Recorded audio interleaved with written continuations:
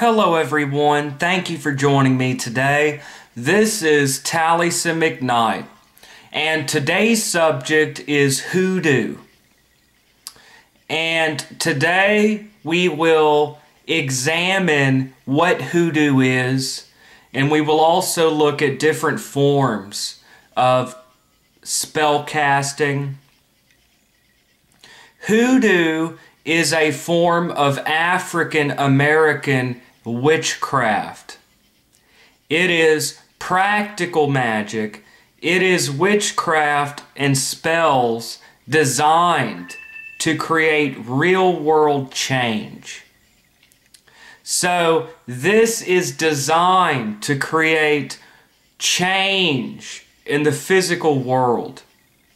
So if you cast a love spell, you should expect a new love to come into your life. If you cast a good luck spell, then you should have a run of good luck. So this is African witchcraft that is designed to create changes in the world. And this is what Hoodoo is designed to do. It is practical magic used to create changes in the environment. And that is what Hoodoo is. It is practical witchcraft. Now here in a moment, I will talk about specific spells that the practitioner can do. Here in a moment, I will talk about candle burning spells, candle burning magic, how you can use different candles, burning candles, to create your desires. I will also talk about bottle magic, bottle spells, and also get into spiritual baths, floor washes, mojo bags. So today, and also we will look at the darker side of Hoodoo, the hexes and curses. Hoodoo is for the most part a positive practice, but it does have a dark side, and today we will look at all aspects of this, try to, with an unbiased mind. Now, before we get into specific spells and how they work and how you do them, before we do that, I would like to explain what Hoodoo is and how Hoodoo is different from other systems of witchcraft and magic. Hoodoo is African American witchcraft. Now, there have always been white folks that practice Hoodoo, and today with the internet, you have Hispanics, white folks, Asians, people from different cultures practicing Hoodoo. Now, the problem is, the important thing to remember is that if you are going to practice Hoodoo and you're from a different culture, then you need to have a certain reverence for African American culture. You have to have a reverence for the black community, African American culture, in order to practice Hoodoo. Just like any other system of magic, if you're going to practice Jewish magic, then you should have a respect for Judaism and Jewish culture.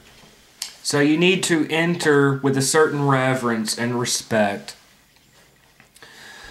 So Hoodoo, what is it? It is African American magic practiced all over the United States, and it is practiced by white folks, people from different backgrounds, Hispanics, Asians. Hoodoo is practiced all over the U.S. It's practiced in Mississippi, Alabama, Louisiana, North Carolina, South Carolina, Virginia, and Hoodoo is often confused with voodoo.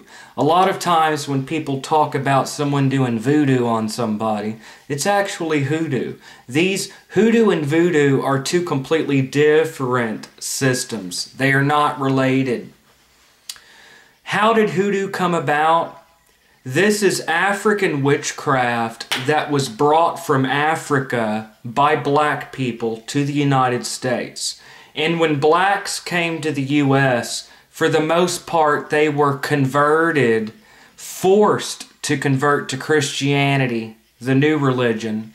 However, many of these black folks that were converted to Christianity held on to African witchcraft, African forms of magic and spirituality.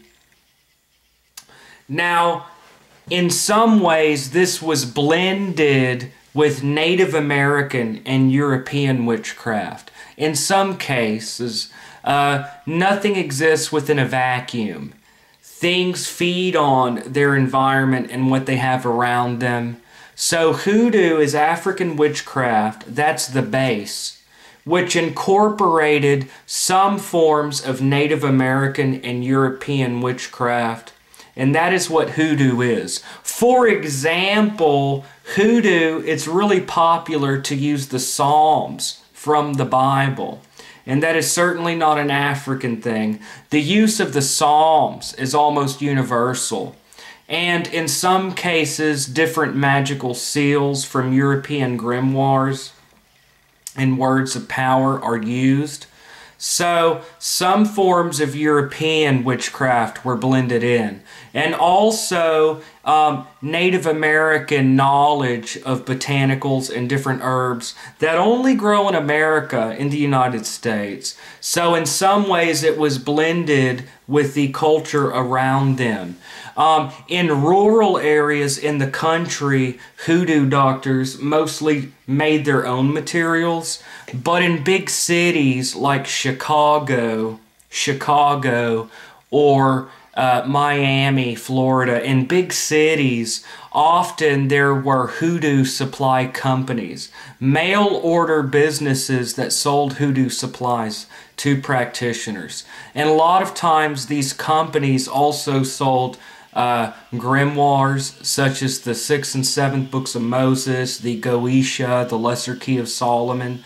So in some ways this knowledge came in. So hoodoo is African American witchcraft that is blended with some forms of a mainstream American occultism, and that's what hoodoo is. Now that we've covered what hoodoo is, it's witchcraft. Hoodoo, what are some practices? Now we can get into some basic spells that you can do. It's widely believed that these things will create a change in your life. So if you cast a love spell, you should expect a new love into your life.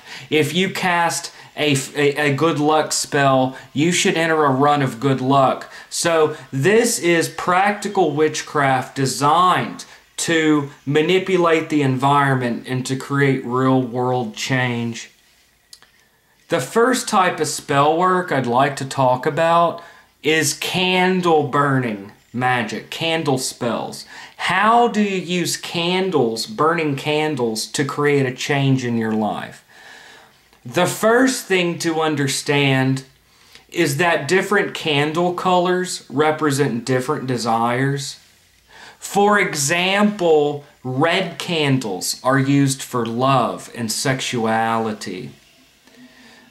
Green candles, the color green candles are used for prosperity, money, good luck, things like that. Brown candles are used for court cases, court case spells, if you want to influence a judge or the outcome of a lawsuit in your favor. So different colored candles represent your desire. Now you will take a magical oil. This is using the occult properties of herbs.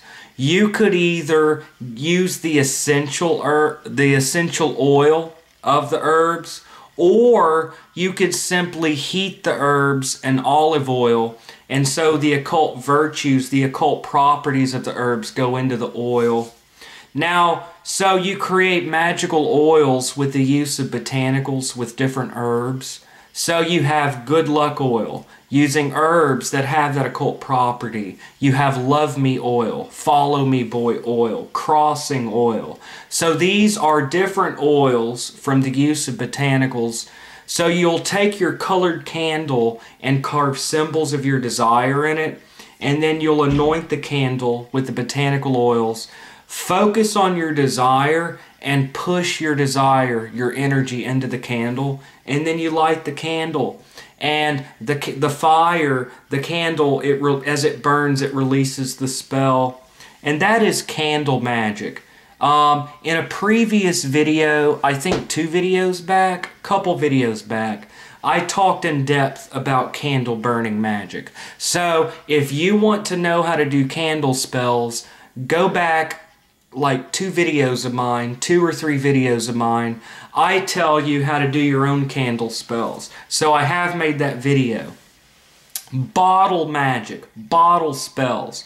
Bottle spells use a bottle or a jar. It doesn't have to be a bottle. It could be a jar. Bottle spells uses a bottle or a jar which holds different charms, different herbs, different oils. So everything you put into the bottle represents your desire. So for example, if you want to do a prosperity spell, you'll take a jar, it could be a coffee jar, or you could use a bottle like a whiskey bottle, whatever. Take off the label, of course, cleanse it. And within this bottle or jar, you put in different herbs, different plants with occult properties that represent your goal. And then you may put in different stones, different metals that represent your goal. You may write out a wish paper. You may take a pen and paper and write out your desire. Take off the paper, fold it up. You fold it towards you as you state your goal. And then you fold it towards you as you state your goal. You fold it towards you as you state your goal. And you may put herbs representing your goal in here. And then you place this in the bottle along with different herbs and plants and stones and metals. And then you may take a magical oil that you have pushed your energy, your desire into, and put this in the bottle. You may fill the bottle all the way up with oil, up to here. And this is your bottle spell. And then you hold the bottle or jar and you focus your mind on your desire or goal, and you push your energy, your desire into the bottle. Now this bottle is a living thing. This is a living entity from a witchcraft perspective. This bottle or jar, you give it life. You breathe life into it with your energy, your focus. And this creates a living thing that works the spell for you, according to the doctrine, supposedly, y'all. Now, bottle spells could either be buried in your yard. If it is a curse or a hex, then you can bury it in your enemy's doorstep. Bottle spells could also, you can combine it with candle magic. After you make your bottle, your witch's bottle, say you're doing a love spell and you put in the different herbs, a heart charm, Adam and Eve root, you put some love oil, some rose petals, you write out your desire, you fold it towards you, love me, or new love, stick that in there. So this holds all the ingredients of your spell. You push your energy of your desire into the bottle.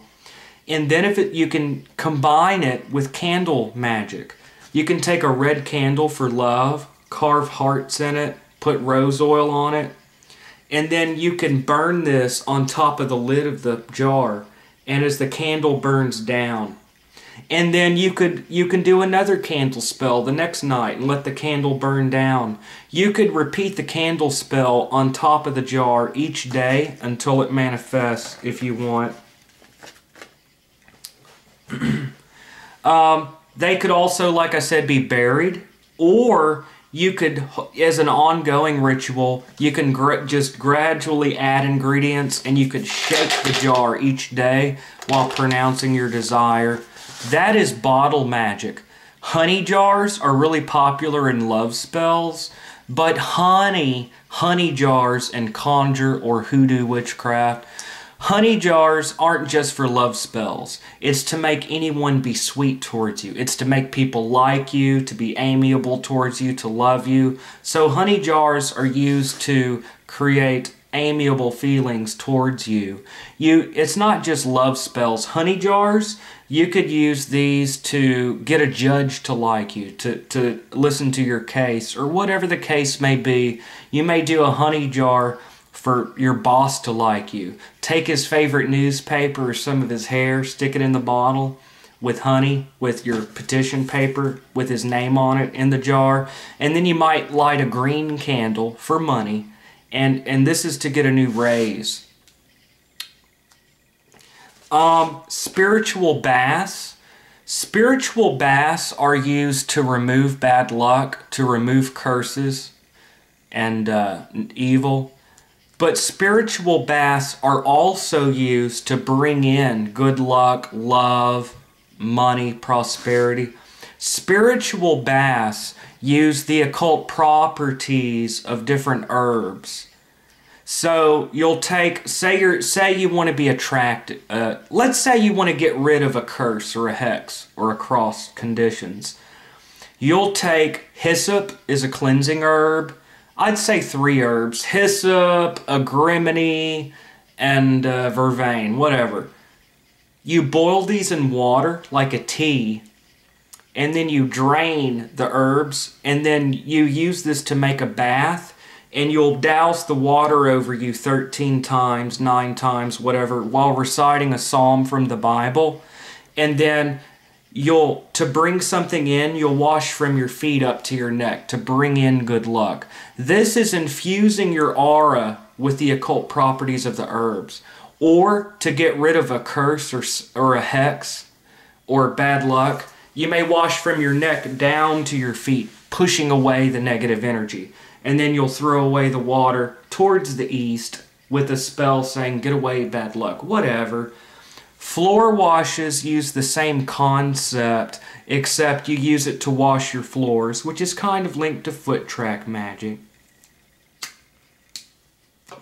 There is a dark side to hoodoo as well, so curses do play a role. Now there's a common misconception that all hoodoo is bad. Most hoodoo is positive, but it does have a dark side. For example, crossing. Crossing just means a curse or a jinx. Traditionally, a crossing spell is a cross mark with crossing powders, which your enemy or target steps over and they are poisoned through the feet. If you want to separate 2 lovers, make a man and woman break up, with a bottle spell, you may take one of her hairs, one of his hairs, and then add the hair of a cat and dog to make them fight like cats and dogs. Add some coffin nails, some broken shards of glass to make them hurt each other. And then you may add some red pepper to make them angry. And then some vinegar to make their relationship sour or bitter.